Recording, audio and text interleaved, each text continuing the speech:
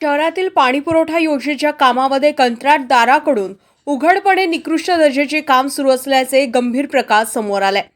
Pipeline टाकण्यासाठी खोदण्यात आलेल्या खड्ड्याचं सिमेंटीकरण अत्यंत दर्जाहीन पद्धतीने करण्यात येत असून नियमबाह्यपणे रेतीऐवजी डस्टचा वापर केला जातो। विशेष म्हणजे मुख्य रस्त्यावरील डागडुजी करतानाही याच डस्टचा वापर करून काम उरकले जात असल्याने नागरिकांच्या सुरक्षतेचा प्रश्न निर्माण झालाय।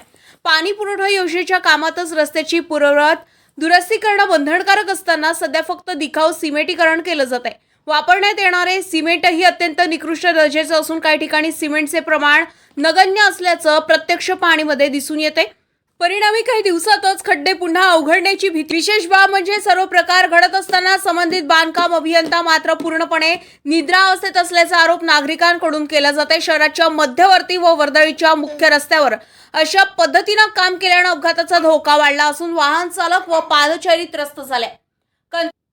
कंत्राटदाराला अभय कोणाचं असा प्रश्न नागरिक विचारू लागले असून या कामाची तातडीने चौकशी करून दोषींवर कारवाई करावी। आता तरी नगरपंचायत प्रशासन जागे होणार की नेहमीप्रमाणे डोळे झाक करणार याकडे शहराचं लक्ष लागलंय।